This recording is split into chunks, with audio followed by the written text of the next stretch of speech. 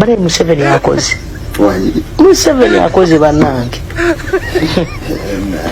Museveni akoze tulina omukisa Uganda eyina omukisa tulina president ayina experience tulina omukisa era bamwe abakatuliki bannange okwata bukwasi bwote nongamba mukama twandibadde tutyasinga oyo ya Robina Nabbanja Musafiri saba minisita w'eggwanga lino omu ku bavubi mwami Museveni be yaleeta era nga tukyamubanja ne gye buli eno John Bosco Kibalama ensonga z'amabaati nazo tetuzeerabiranga bw'atyo bw'ategeezezza tugenda kutambulira mu buufu obwo omuli enguzi efumbekedde mu ggwanga lino Uganda ng'eriibwa abo ab'obuyinza bye tugenda okubeera nga tutambulirako munnayuganda munnanga mpuliriza mu ngeri emu n'okwefumiitiriza n'okujjukira ebigambo ebyayogerwa ng'ennaku z'omwezi 22 June 2013 ebigambo ebyaviirako General Sejjusa okuwaŋŋangukira mu ggwanga erya Bungereza era ng'ebigambo bino byalekawo muwaatwa oba byateekawo muwaatwa mu gavumenti ya mwami Museveni. Sejjusa bwe yategeeza ti mwami Museveni yali ateekateeka okuleeta mutabani we General Muhoozi Kainerugaba era ng'enteekateeka eno yali yakufiiramu abanene mu magye abo abalabikanga oba abandirabisenga abatasobola kukkiriza mutabani we kubeera ng'afuga eggwanga lino. General Sejjusa yatutegeeza nti bano baali baakufa oba y'emu ku nsonga lwaki waliwo bajjena abaakunkumukaawo. Tugenda kutuukayo eyo. Bingi ebitambula muganda wange. Alex Waiswa Mufumbiro avuddeyo n'ateeka gavumenti ku nninga n'ab'ebyokwerinda kw'ossa ne kkooti y'amagye okuwozesanga bannayuganda abatali b'amagye ne bawozesebwa ab'amagye nga bakanyamunya abaakozesa emmundu bali awo bo bayinaayina baateekebwa mu civilian court. Embeera bwetyo bw'eri mu ggwanga Uganda n'ebintu ebirala bingi bye tugenda okubeera nga tutunuulira. Jjajja Bobby oba taata Bobby ayina obubaka bwe njagala oba oli otuwulirize ne bannaddiini mbalina mu katambi kano mbaanirizaako bassebo ne bannyabo buli omu gy'osinziira okubeera ng'otugoberera abali mu bitundu by'ensi eby'enjawulo. Omukutu oli ku DPTV Uganda yenze Sajjime ali emabega wa microphone okakasa nti nkutuusaako buli kimu kyogenda mu maaso n'okubeera ng'owulira. Bingi bye tugenda okubeera nga tutunuulira. Eggwanga Uganda okuva mwami Museveni we yalikwata mu 1986 ligenda mu maaso oba lidda mabega mu by'eddemokirasi n'ebiringa ebyo ddala tulina we tutuuse oba tukootakoota mu Galumonde. Tugenda tandika n'akatambi ka taata Bobby bwe yabadde olunaku olwajjo ng'agenza okweyimirira abaakwatibwa ku misango egy'enjawulo omuli okulwanirira enguzi eri efumbekedde mu ggwanga Uganda. Bwe yafulumye kkooti bino bye bigambo jjajja Bobby oba taata Bobby byasobodde okubeera ng'ayogera tubiwulirizeeko. Abavubuka b'ennaku zino batya nnyo naye tebatya musitwaga anaafa analama ajja kulama ne Museveni bajja mu buyinza waliwo abaafa n'abaalama olwekyo musitwaga wali abanaafa anaafanga tumuziika analama nga kama nange mba ntagoyendi oba nfudde nga nfa nga munziika era nze temukabira nga musitwaga kusami. His Excellency Robert Kyagulanyi Ssentamu ayina akayimba akagamba nti baagala nnyo okugenda mu ggulu naye tebaagala kufa. Okukyusa obuyinza tukyagala naye okuwulira nti gundi yafunye kino obwo bwe buzibu. Mwe muva ne bannaffe abatubuuza nakubuuza ekibuuzo lwaki oyogera? Lwaki oyogera? Famire ejja kusigala mu buzibu. Ne mubuuza owange famire yange ejja sigala mu buzibu lwaki ogirumirirwa nnyo? Siraba oba sitegeera bye twogera tebirina bulabe bwe bireeta nedda okugyako abo abaagala obifunamu obuzibu. Twogera nga tumanyi tuli waka Uganda ensi yaffe gye tutasuubira nti munnange abakulu abalitwala eggwanga ate kati banaatukolera ki munnaayi?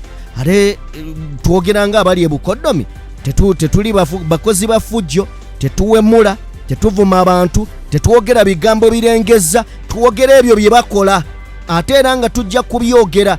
Kakati gwe yankubidde essimu ng'oŋŋamba oyina omwana muto, simanyi ate okyali mwana muto, nkusaasidde muganda wange. Ekiri atabaala n'eyasigadde eka kimutaayiza. Nkiddamu, ekiri atabaala n'eyasigadde eka kimutaayiza.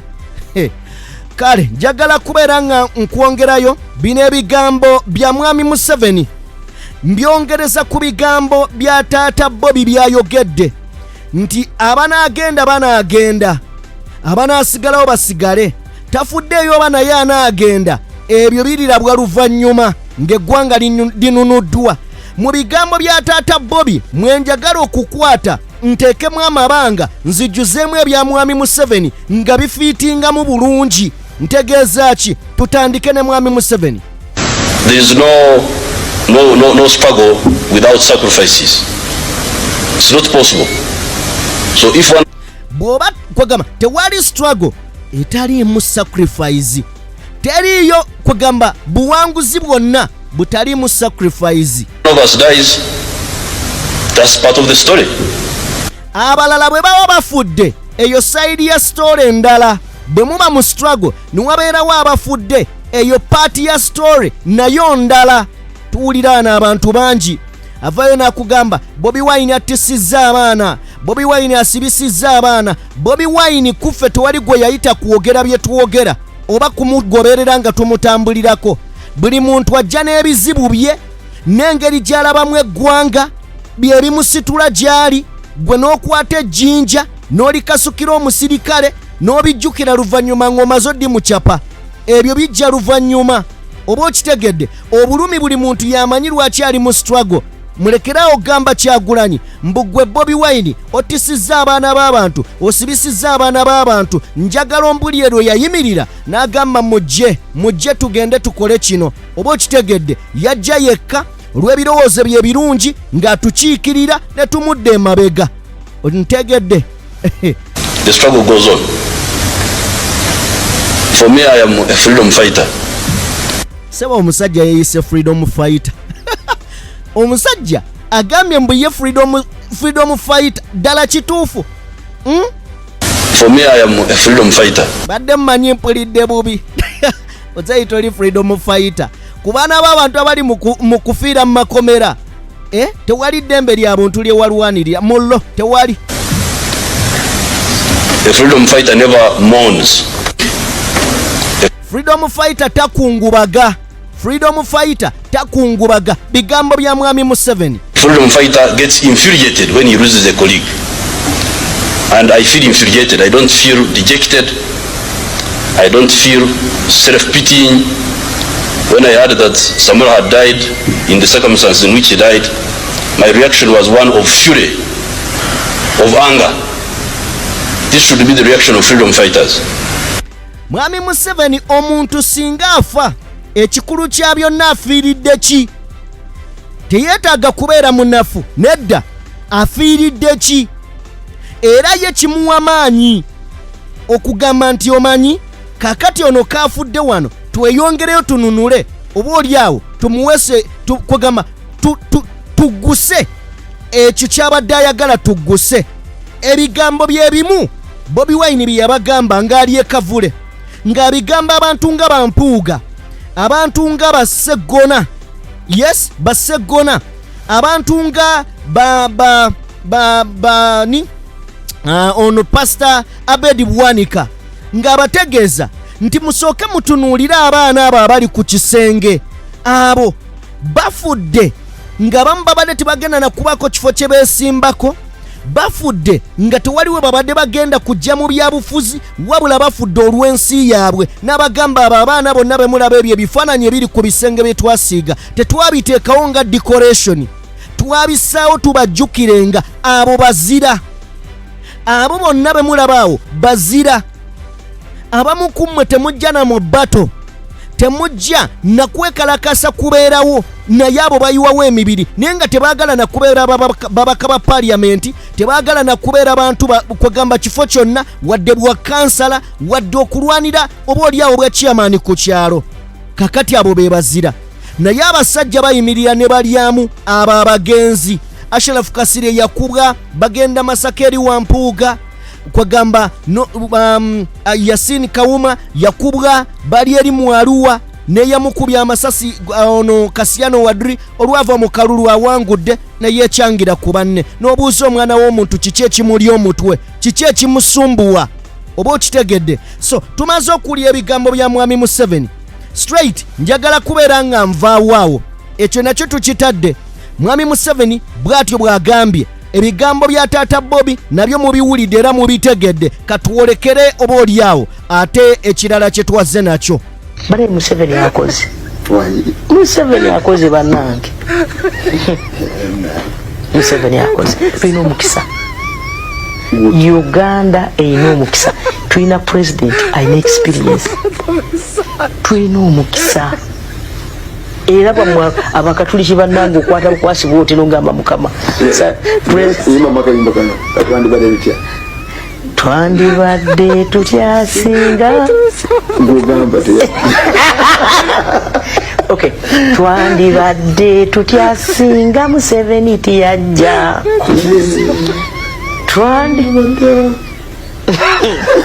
twandibadde waffe Kristo yeebazibwe. Amazima nze kambabuulire ndabye ebintu mu ofiisi wano ba ministers abajja okukola benchmarking okuva mu mawanga ga Africa n'ensi z'ebweru ne basaba abasimba layini okulaba pulezidenti bamwegomba nze kankubuulire mumusabire mwe bannaddiini tulina omukisa ebintu byakoze bingi yabeera ayiyiza ffe muleke kumusasulamu obukyayi si kirungi. Ebyo byonna byenjogedde abikoze ate abantu mubiraba mumanyi we twatandikira 1996 mumanyi we tuli ate we tugenda watangaavu. Agambye nti ebintu abikoze ate byonna abikolera ffe abayita mu nguudo embi oluvannyuma lw'emyaka 38 ffe abalina amasomero amabi oluvannyuma lw'emyaka 38 naye nga tulina n'ensonga gye tujjukira nti mukoddomi we Odrek Rwabogo yatumenyerako ku byama nti baagala ebyenjigiriza bigwe paka ku ttaka ebyobulamu biganye okubeera ebirungi mu Uganda lwa nsonga mukoddomi we yatubbirako n'atutegeeza nti ebyobulamu baagala bissa ku ttaka. Weewuunya omuntu nga ogamba nti akoze naye ng'ebimu ku biruubirirwa byabwe kwe kuteeka ebyobulamu ku ttaka bafuge ki miti oba nsolo. Omuntu gw'otugamba nti akoze ate ng'abikolera ffe enguudo naye ayitamu nga amazzi emmotoka kugamba amazzi gakoma wakati wa mmotoka gw'otugamba ng'ebyobulamu mu malwaliro tewaliiyo ddagala. Ampuliriza muganda wange njagala katono nnyo nkozesa eddakiika emu nagenze bankubira essimu ku lunaku lwali lwa Sande nenjolekera ewaffe nga taata wange mulwadde muyi nga n'okwogera takyayogera. Natuuka kiro saawa zaalinga emu ey'akawungeezi neŋŋenda ne tudduka ku ddwaliro awo eryali okumpi bayitawo kisimanya kyamabogo yes RFS Center 3 ne tutuukawo ku ssaawa 2 zennyini. Ku ssaawa 2 twasanga waliwo ambulensi nnya naye nga tewali avuga. Ne tutuuka nga eddwaliro liggule naye nga tewali musawo. Ne tusangawo omuwala eyali agolola amataawo g'abasawo nga yayagala okukola ku mulwadde naye nga ne byabuuza tabimanyi. Eddwaliro ddene nga bw'okiwulira liri wagazi liri mu bizimbe ebirungi okukamala n'amasannyalaze gaaka ebyuma weebiri naye tewali musawo n'omu. Lwaki? Kubanga eddagala tewali naye waliwo biri awo bifaananyi bya ddagala. Nasiriikira ne mbuuza oba ggwanga kirino ne nkuba ebifaananyi ne nkwata ne vidiyo ndowooza nja zibateeramu olunaku olw'enkya mujja kutegeera gavumenti gye tulimu.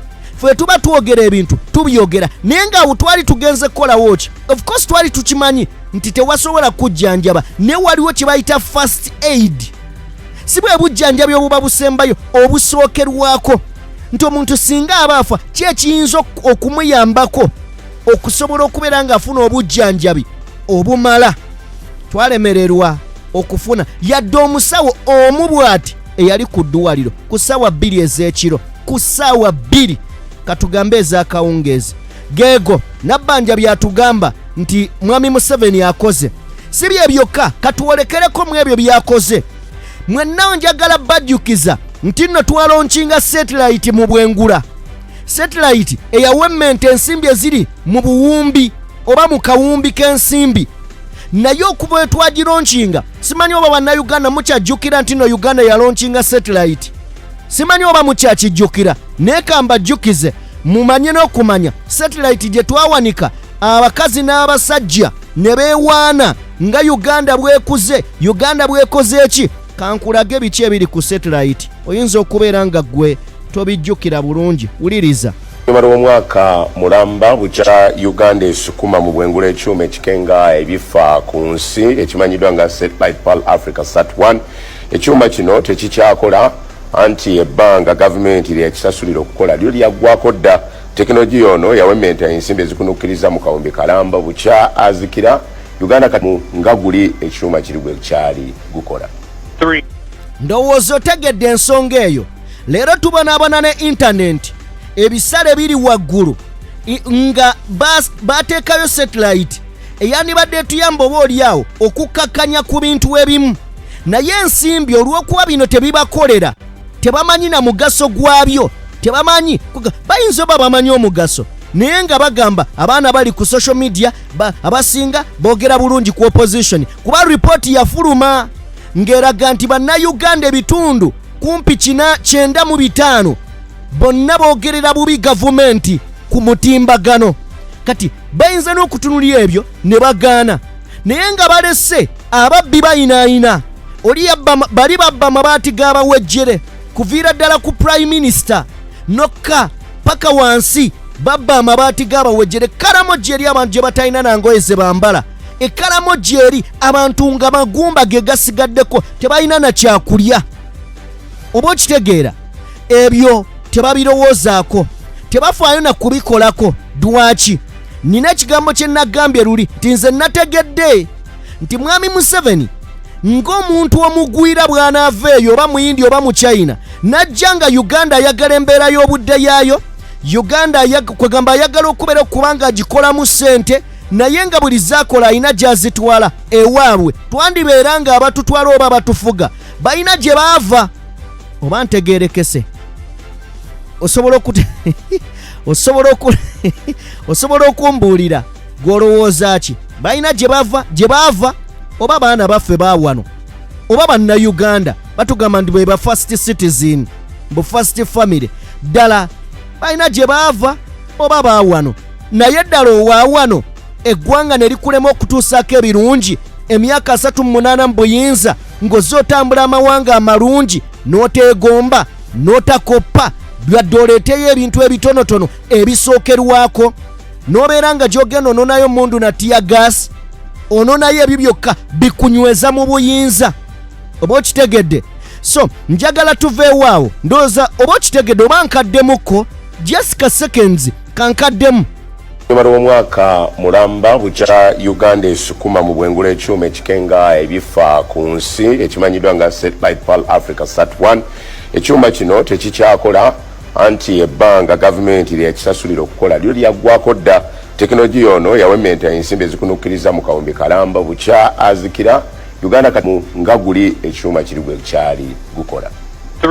Okitegedde bulungi, njagala tuveewaawo. Ekyo kitegedde kifu kyafa dda. Niyo okumanya tulina abantu nga bo balina ebibalo byabwe. Ono mwami Museveni yayimiridde awo ku bigambo abantu bye bamugamba masannyalaze, naye bye tibamugamba wansi kapiripiti oba kapiripiti eyo biri wakati mu kibuga Kampala we bamugamba amasannyalaze. Even ne mu capital city amasannyalaze tegaaka. Wulira ennyanukula gy'ayanukula abantu, njagala owulirize.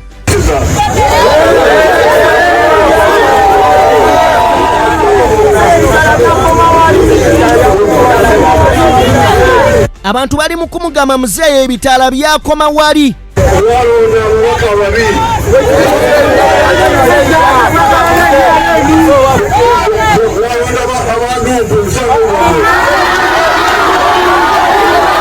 agubasalidde abantu. Mwalonda ababaka babi, mwalonda abannuupu, ogwo musango gwammwe. Ebyo bigambo biva mu muntu afuga eggwanga. Ne singa abadde alikulembera yandibadde n'ekigambo ekirungi ekisinga ku ekyo. Oba ntegeerekeka kye ŋŋamba.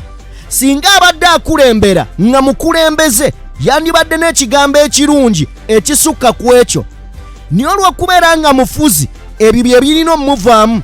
Twalwana NRA ne NRM ajerabira n'ayogera NRA yava mu nsiko. Ffe tuli bayeekera, obukodyo bwe twakozesa ng'abayeekera. Olwaleero ng'abantu bagamba ku kya service delivery abagamba mwalonda bubi. Kyokka yaliwo be baatuula okutondawo multi-party system. Ayagala otulaga nti alina democracy. Kyokka kati anenya abantu mwalonda gundi. Tweyongereyo.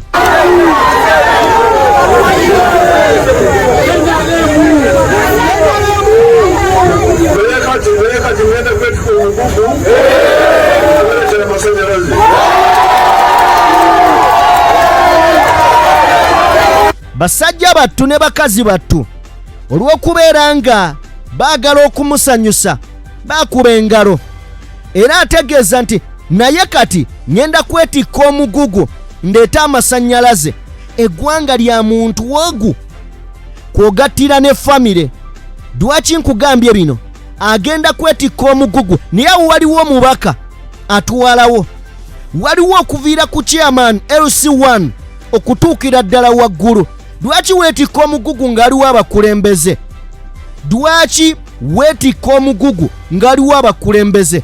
Kati buno bwe bayita obufu bw'eggwanga nga n'omuntu akola tayagala. Omanyi nabagambako wano era ne mbagamba nti nno abantu mawanga ag'enjawulo naddala ba dikitaano mu Africa. Nja kuwanya example ku mukulu amanyiddwa nga Kano Erimwama Gaddafi emyaka 42 ng'afuga eggwanga erya Libya.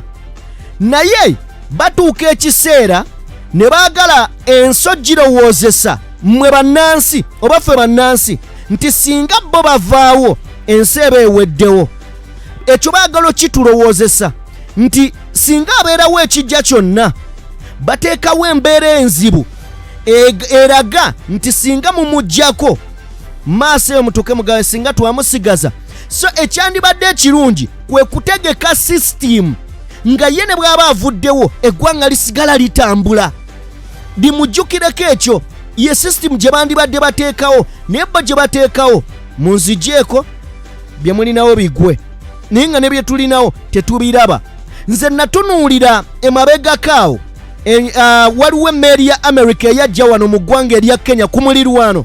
Bannayuganda nabuuza ekibuuzo mu biseera ebyo nti bannayuganda emmeeri eno ekube oba tekuba? Abantu nga bagamba ekube.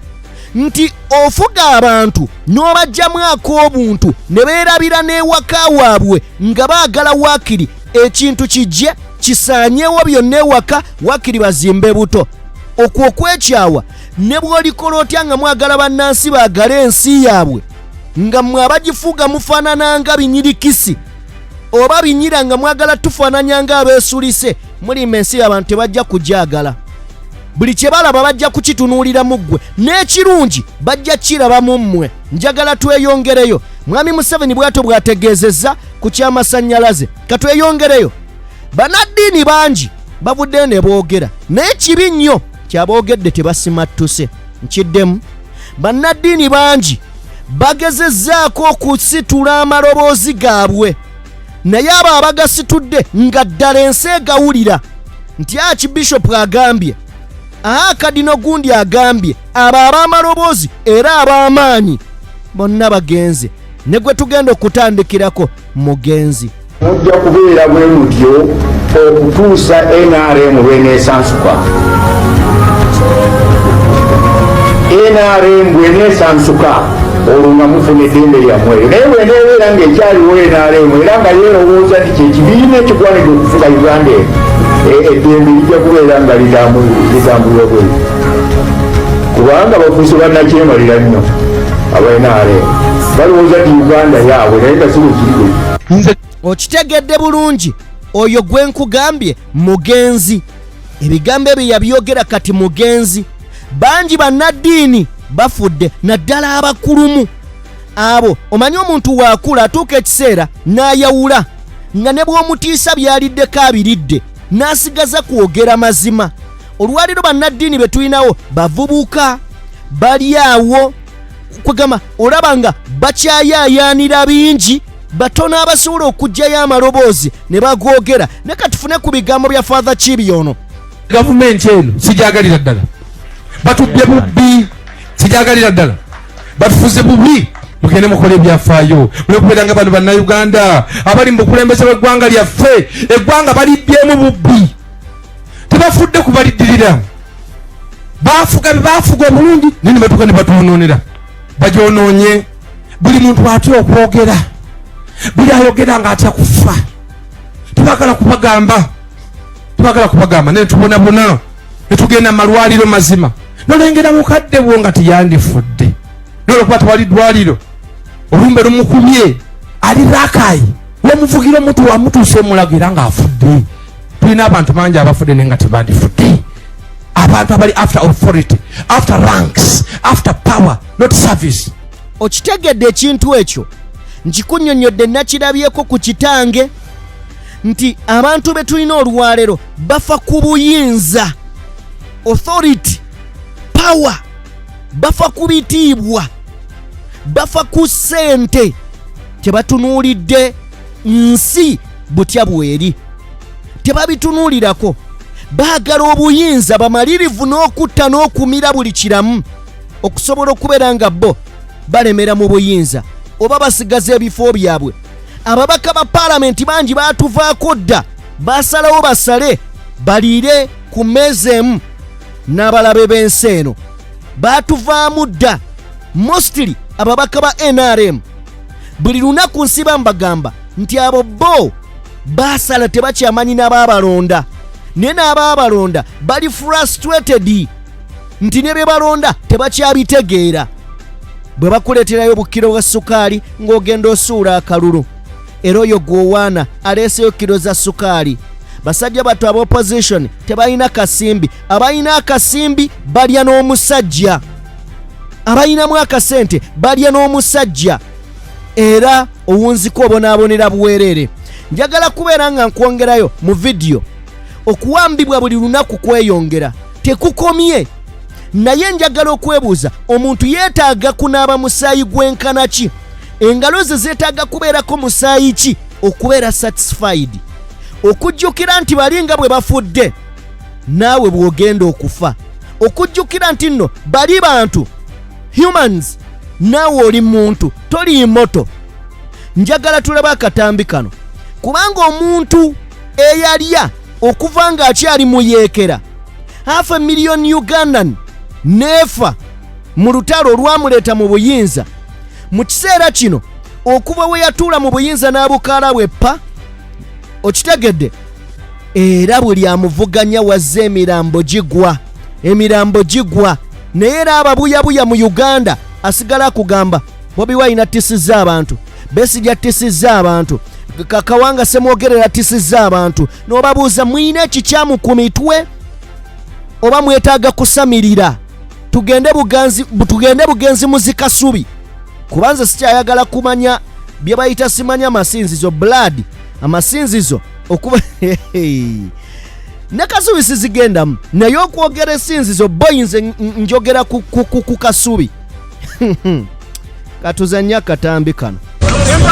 Taken in drones by armed men. Omwami wange bamuwambira wali ku kaofiisi wali yali yeesimbyewo munnankulabye kanatta bamututte ekiro. Families broken and in tears. Bamukuba emigwa 3 ku mutwe, bamutwala yatisa omutwe nga buli wamu wavaamu omusaayi.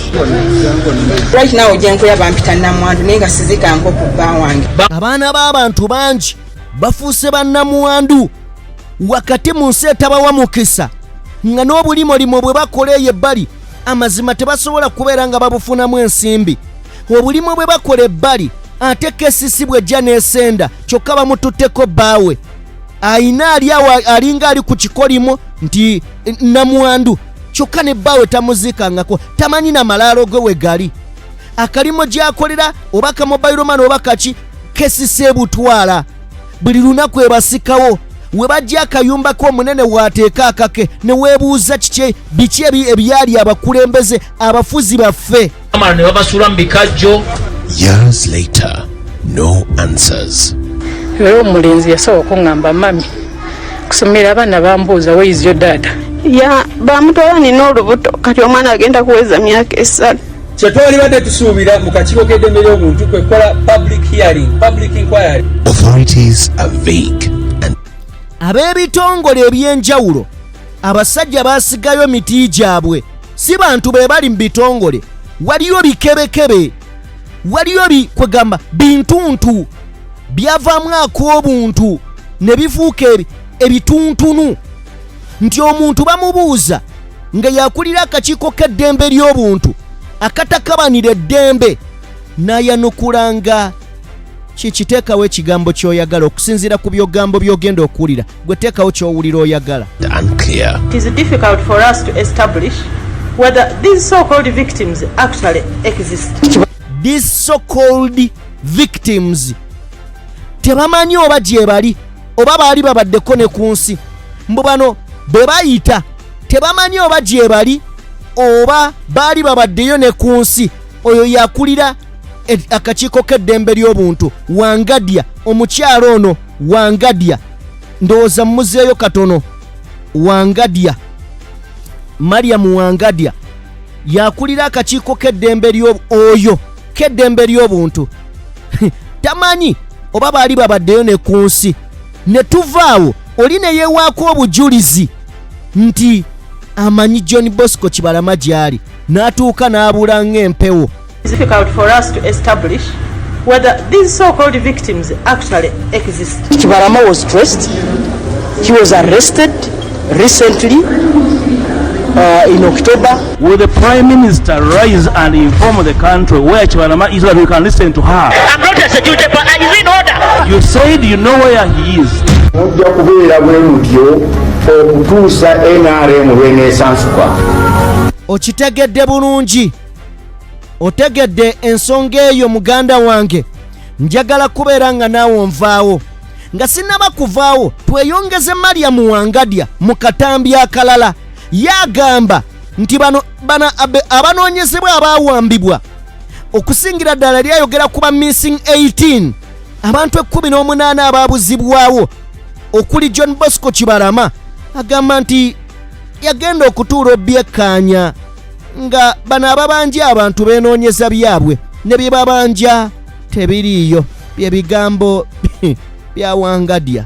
Ate n'ekirala bwe baba balina abantu be babanja nti baawambibwa babanje bali be bateebereza nti baawamba abantu baabwe naye kati nze Wangadya omukazi omunaku nga nze nina obusobozi obuwamba. Do I have capacity to abduct anyone? I don't have that capacity. Naye kyengenza okulaba nti waliwo ekobaane okulaba nti ensonga eno teva mu ddiiro. Ensonga eno ya kiwaani nze saagala kubindeetamu all the time.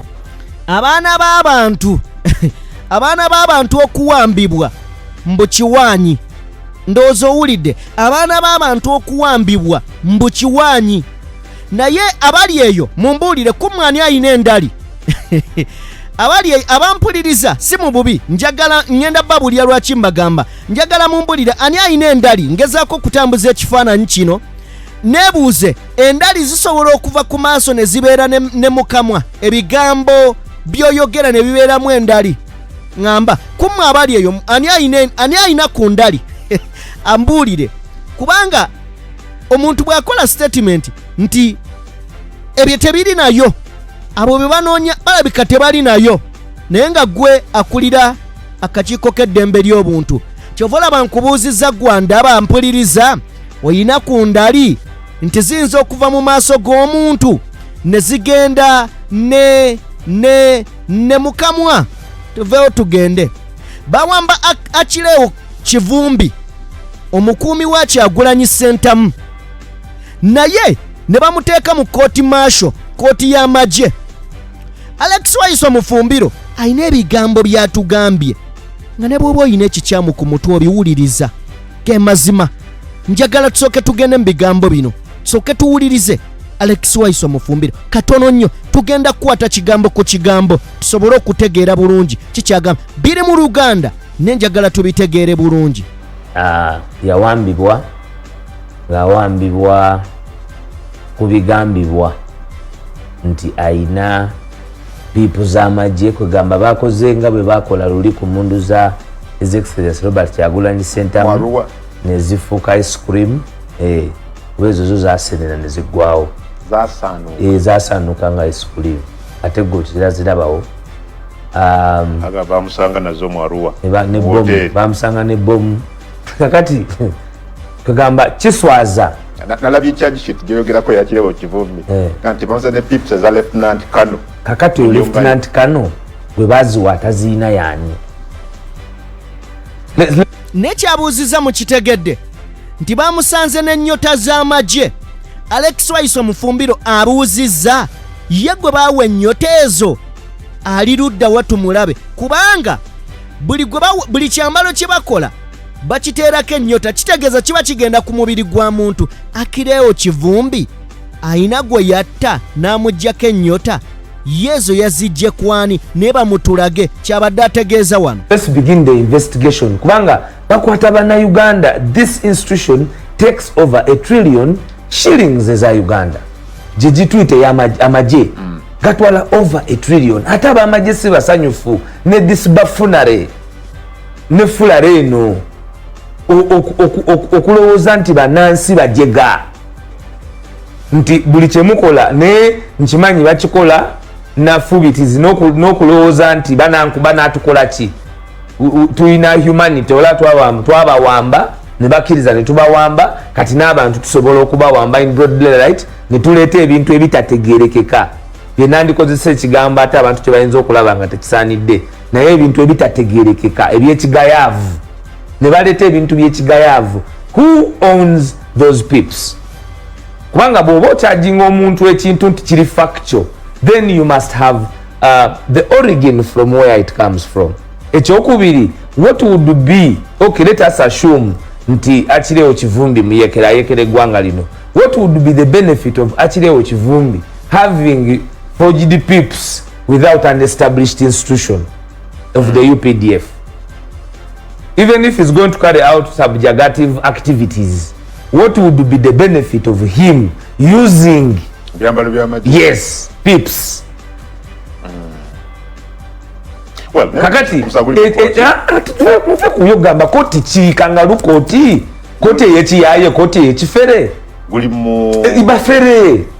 bafere bonna bafere. I don't even care being arraigned in that court. Muli bafere si bye mwasoma bye muliko eyo koti. There is a ruling era nekiri wakiwanuka ali he is challenged that under his reign this is happening. Koti masho eri mumateeka teri mumateeka kakati lwaki okay eri mumateeka bani bekyajinga ono bamusanze na pips kanyamunyu yakuba omuntu n'emundu gye bataamuwa.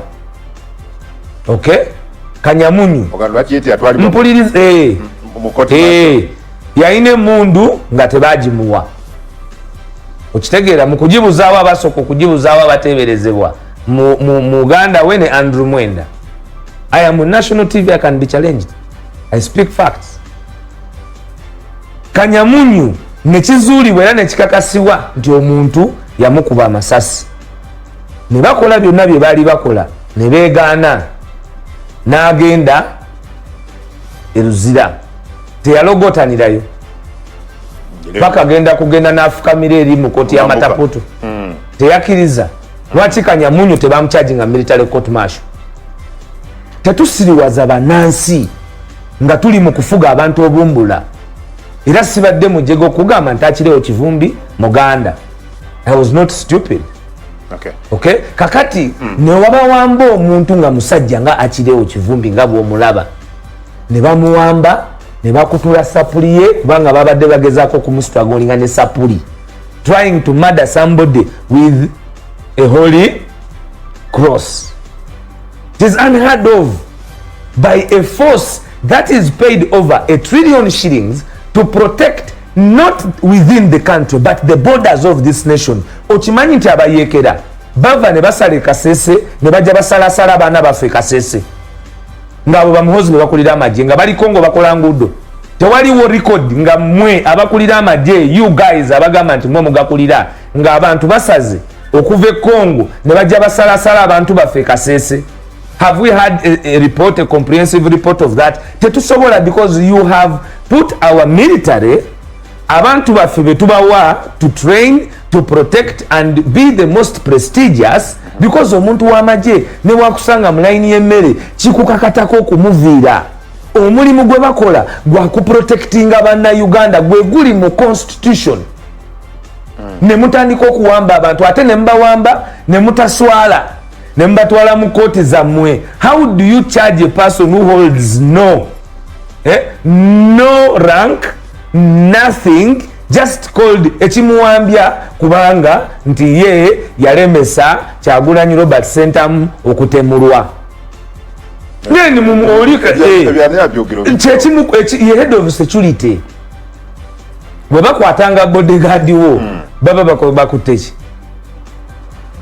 baba bakuteki ono yankuuma kitegeeza nti ekiba mukwasa kubanga he has managed so well ate bino ffe tetubitukwata in isolation era kati tulina okumanya nti the death threats against Kyagulanyi have ffenna bamanyi kati tumanyi nti ziri high because kasita omuntu eyo si kooti ya Uganda tezinaba kusalawo because a second kino kyoyogerako kyali challenge ti mu kooti za Uganda ensalo tenaba kuweebwa whether actually ba civilian basobola okuba charge nzikanyiza naawe bachallenginga ruling egamba etya because bachallenginga ruling egamba etya tuyambe nti nogamba bachallenginga kuki ogambye kooti tenasalawo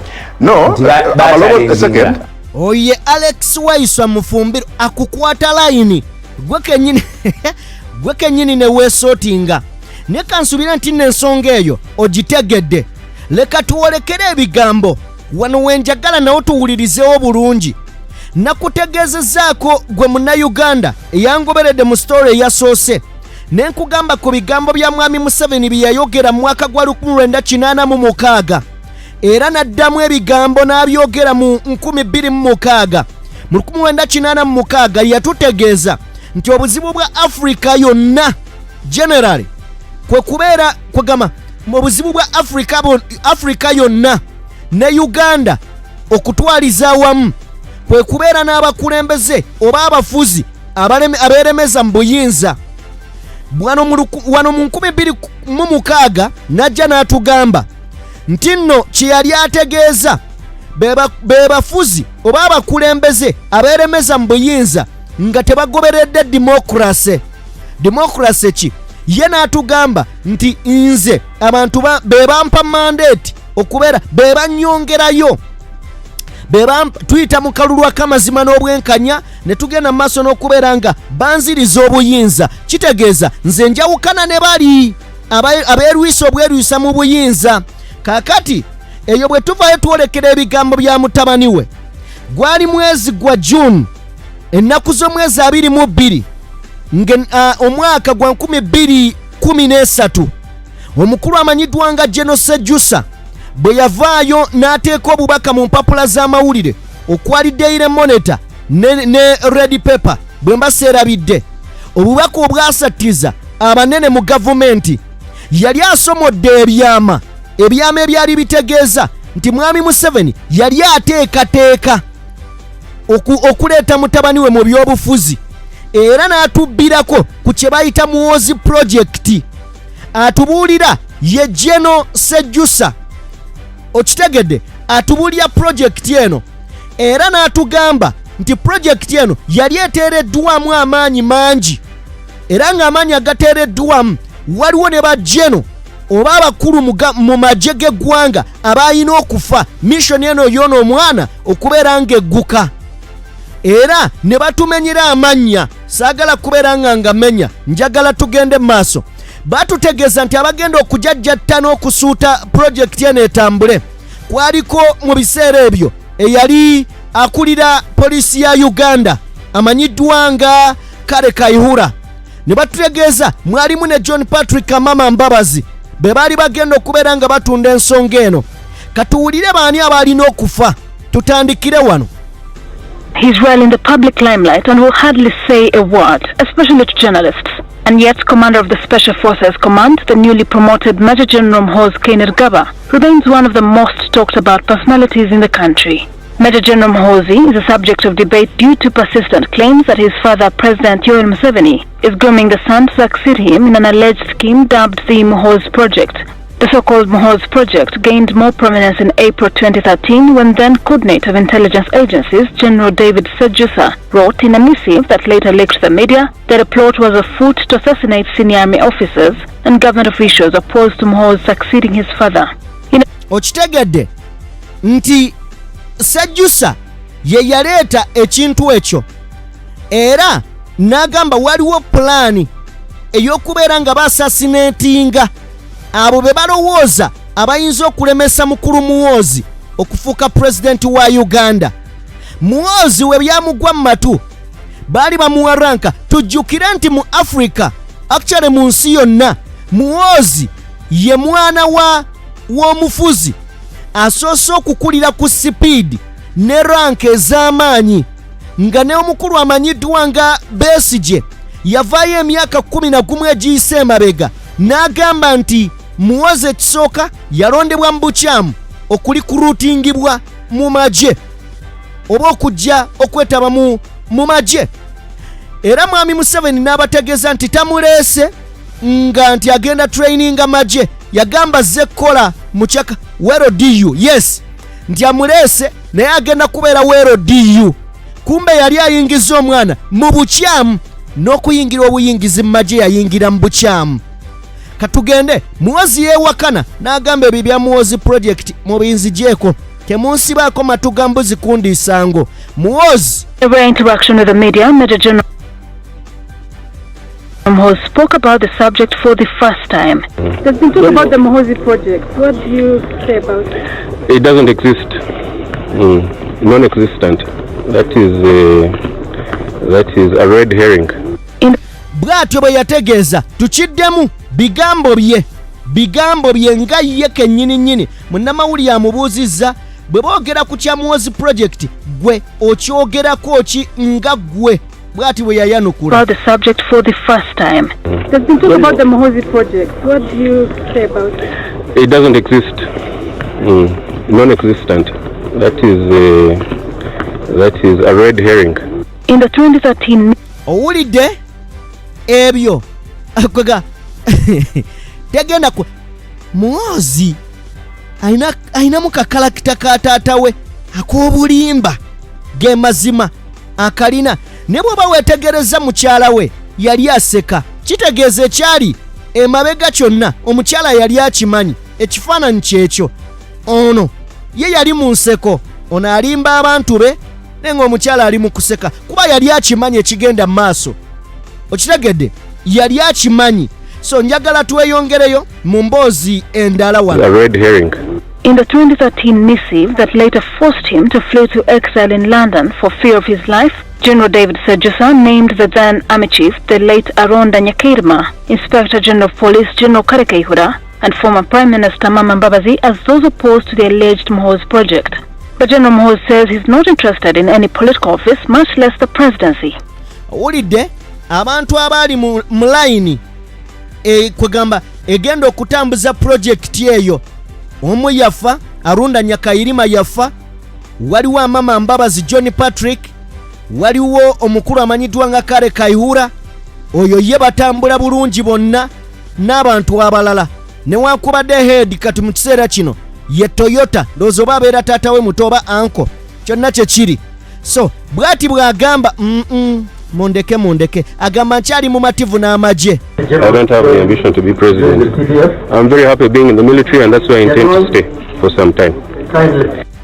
Byebyo ebigambo bya Muhoozi Kainerugaba.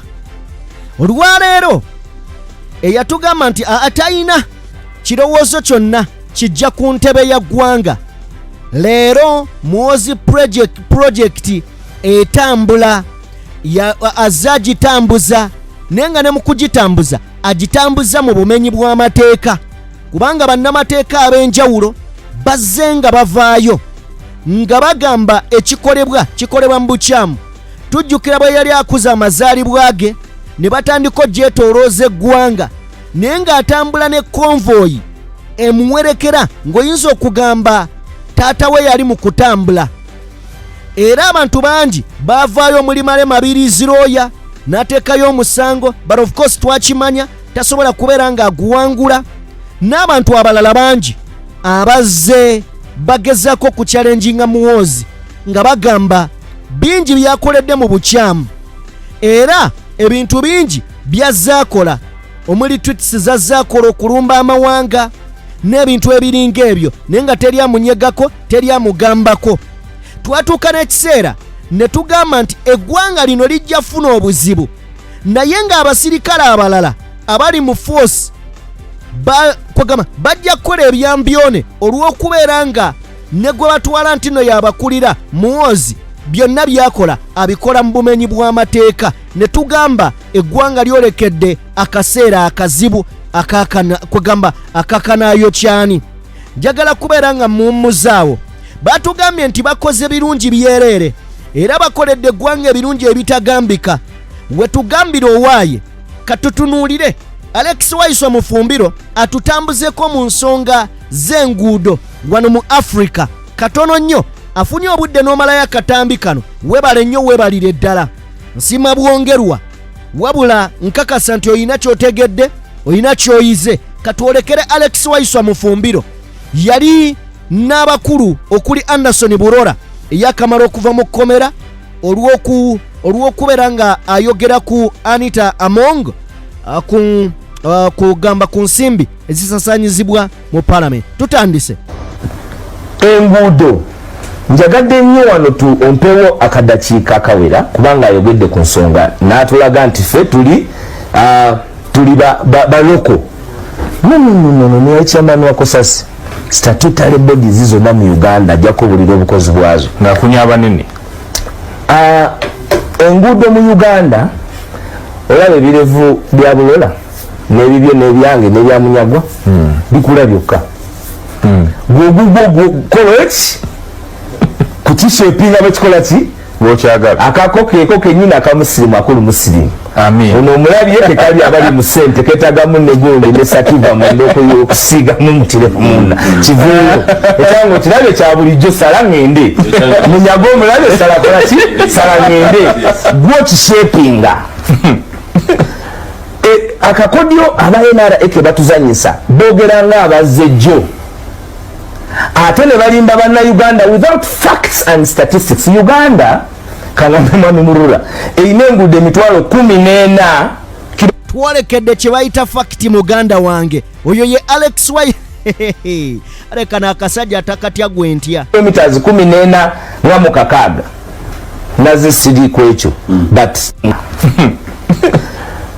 akakodyo aba NRA ke batuzanyisa boogera ng'abazze jjo ate ne balimba bannayuganda without facts and statistics. Uganda kagambe mwami Murula eyina enguudo emitwalo 14 kilometers 14 nga mukakaaga nazisiri kwekyo but as the spokesperson oba ebintu ebimu olina okubimanya covered both tarmac and maram. Of course ekyo kikolaga nti emitwalo nga 13 in fact emitwalo nga 14 bweziba 14 kakaaga emitwalo 14 taka n'abalala enguudo ezitamanyi guudo kubanga enguudo enkole mu Uganda emyaka 40 ge bamaze wano bamwami Burora bakavarinze about 6,000 kilometers of tarmac. Kampala is about is about 2,000 kilometers of tarmac. What is covered there ekirungi ali mukeera kusimu is 600 kilometers of tarmac. Enguudo enkole mu Kampala ziri just 600 kilometers. Nti gwe mu bukozi bwo bwoba olina 2,000 in the capital city. Va mu bya budget tugende kati ku bukozi percentage of work done in 40 years output. Nenkuwa example all over. Look at East Africa, Kenya. The regime of 10 years of Uhuru Kenyatta, Uhuruto, bakola over 15,000 kilometers of tarmac. Monokole over 20,000 kilometers of maram. Gwe mu myaka ana okoze 6,000. Ate nga ne cost yo oluguudo mu America a kilometer in Texas is $300,000 US. One it is $1 million US. You are taking 3 times the money. Tekuba matala, tekuba bimuli, tekuli vegetation. Tuline ku mukozi. Ekituyambye olwaleero these roads we are calling about sina ngudo zaabwe. These are colonial roads zebasanga okitegeeza zalina elasticity. Their rate of diminishing marginal utility was over 60 years. Kakati mwe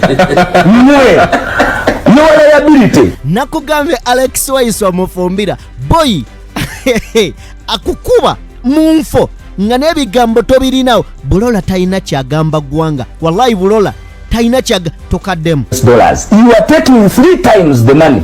Tekuba matala, tekuba bimuli, tekuli vegetation. Tuline ku mukozi. Ekituyambye olwaleero these roads we are calling about sina ngudo zaabwe. These are colonial roads zebasanga. Kituufu enguudo ze tutambulirako si zaabwe. Ntebe road amakubo gonna agali wano mu kibuga agasinga n'agafuluma oluusi ekibuga si gaabwe. Baddaabiriza buddaabiriza. Okitegeeza zalina elasticity. Their rate of diminishing marginal utility was over 60 years. Kakati mwe no liability. Tutunulire mu Afro Arab was 2013 mwakola Salama Road. Today it is a shame. Tumundi oluguudo lwe bakoze namwe mukiririzaamu the express highway ne northern bypass 21 kilometers. Mr. Burora mwakola first agreement nga dola eya Uganda mu shilling egula 1,000 mumaliriza nga dola eri ku 3,700 over 21 years muli ku luguudo lumu mulukola. So obukozi bwammwe mumwaleka enguudo z'abantu nemulowooza nziringa birevu nebye musuubiza nti bizikula bizijja kwekola zokka mu streaming. You have failed. Look at your own diversions. Bwe mwaladde mu diverting abantu okuva Entebbe oluguudo lwe musuubiza from 2001 is Nakawuka Sisa Natete because it is a narrow road to ease traffic of this country, and whenever you are diverting people oluguudo lwemukolaki lwemukozesa kisubi through genda oluyiteko olulabe bwe lufaanana. Bwe twogera ku kibuga tewaliwo wano mu kibuga bit Kololo bit Naguru tewali mu area ya kibuga. Bogenda mu jurisdiction gyatwala Yerubaga it is tiare chokola ne criminality nyangu nnyo kubanga gwe bogenda mu motoka bujinga gamba nti yasiba era jja kusanga nga lwaki yasiba waliwo ki ekinya kakati ne criminality eyangu ye mu kibuga olwekyo botunonye enguudo ezikoleddwa ayogedde nti tuyinza gana kwera nguudo za wabweru. We have also argued every day about the same. Oyogedde ku luguudo lwe Kenya nti lwagwamu side emu olwo luguudo si lukole paka leero.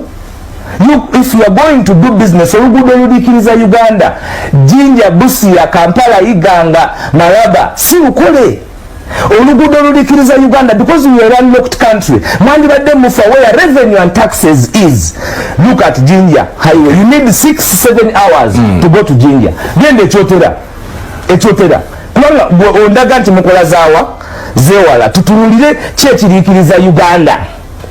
Bw'oba ogenda kola infrastructure Joash Mayanja Nkanji Mukama Katonda amuwe ekiwumula eky'emirimu nsaba tuwunziko ensonga bwe yali kuba yagiruddeko ate nnimi ate sifunanga opportunity kufuna nga muntu nga ye ne tugi espousinga with figures. Joash Mayanja Nkanji bwe baliwo okukayana direction Uganda gye yali erina okutwala abazungu baali batugamba olwaliro bayombagana nabo nti instead of okubawa ssente nga muzeewoze tuzibawe mukole enguudo. We would rather develop your capacity and human resource then mu overturn ne mufunamu. In all those meetings ne bagamba the agency was on roads. They have put the road fund. The finances have been availed from the time of Nasasira. The amounts of money that have been invested nensonga lwaki balekawo Nasasira over emyaka 20 engineer kwe kulaba nti twali tugenda kufuna turnover ningi mu myaka 4 gye bamazeewo. Unfortunately obuwangaazi bwabwe tebukomisaletinze tebugenze mu ddobo lyerimu n'obukozi bwabwe ku nguudo y'ensonga lwaki obudde obuwangazi bw'obudde bubalabisiza okubatuusa ku salino nti tebamanya maybe nti baliba bakiziirire omuntu omulala but okubeerawo kwabwe mu butamanya olw'obunafu bwa bannayuganda okwegatta kwe tukola kati tutuuse kati nga obuzibu bwe tulekedde ng'eggwanga nga buli omu abukola ki nga buli omu abulabako. So tekiba kituufu mwami Bulola nsuubira ezo facts azifunye kuba agenzeeko ne Kasimu nti byabadde ayogera tebiri. Okay, kalo ye Alex Uwaiso mufumbira baganda bange sagala kubeera nga nsukkawo okusukka wano. Saba Mukama Katonda atakumira mpeera abankumire baganda bange. Mbagala nnyo buli omu gy'osinzira okubeera nga otugoberera. Peace and love.